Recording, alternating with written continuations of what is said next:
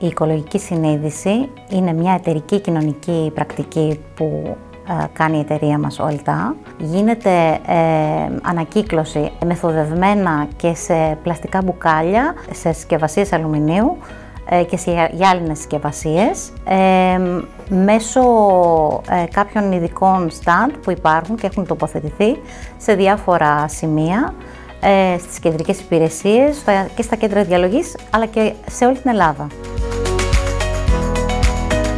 Σήμερα φρόντισα ώστε το μπουκαλάκι του νερού που ήπια να πάει στο σωστό σημείο απόρριψης. Επίσης, πάντα πρέπει να φροντίζουμε όταν φεύγουμε από ένα χώρο να κλείνουμε τα φώτα και όταν θα ξαναμπούμε και χρειάζεται να τα ανοίξουμε, να τα ανοίξουμε. Αλλιώς εκμεταλλευόμαστε το φυσικό φως που υπάρχει στο περιβάλλον. Πράσινες ενέργειες κάνουμε καθημερινά. Έχουμε φροντίσει ώστε να κάνουμε συχνές εκπαιδεύσεις του προσωπικού, ώστε να μην ξεχνά και να κάνει ποιοτική ανακύκλωση των αντικειμένων. Είναι κάτι που πρέπει να θορυβήσει όλους μας, έτσι ώστε να φροντίσουμε το περιβάλλον για μια βιώσιμη ανάπτυξη. Upravljanje otpadom u Hrvatskoj pošti funkcionira na način da se sav otpad razvrstava po svojoj kategoriji. Svaki otpad u svoj spremnik zbrinjava i onda po njega dolazi sakupljač otpada. Kao što vidite, iza nas su kontejneri za papir i karton i kontejner za foliju. Isto tako imamo kontejnere za drvo, imamo posebne spremnike za posebne vrste otpada. Uglavnom, svaki otpad se po svojoj kategoriji razvrstava i zbrinjava. Na godišnjoj bazi se rade izračuni emisija onečišćujućih tvari iz nepokretnih izvora.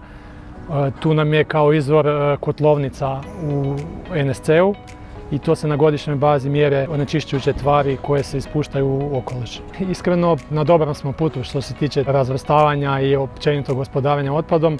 Mislim da bi samo trebali nastaviti tim tonom, eventualno možda nekakve sitna poboljšanja, ali mislim da smo na dobrom putu.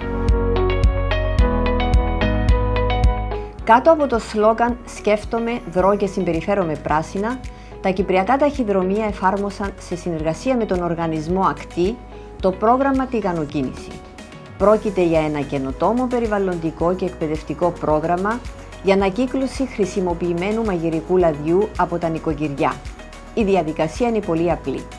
Το προσωπικό και το κοινό μεταφέρουν και αδειάζουν το χρησιμοποιημένο λάδι τους σε βαρέλια που έχουν τοποθετηθεί στα 4 επαρχιακά ταχυδρομικά γραφεία, ειδικά για το σκοπό αυτό.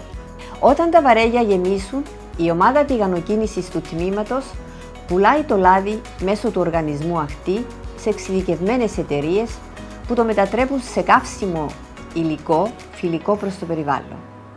Τα έσοδα που δημιουργούνται από την ποσότητα του λαδιού δίνονται σε σχολεία και νηπιαγωγεία για χρήση για περιβαλλοντικούς σκοπούς.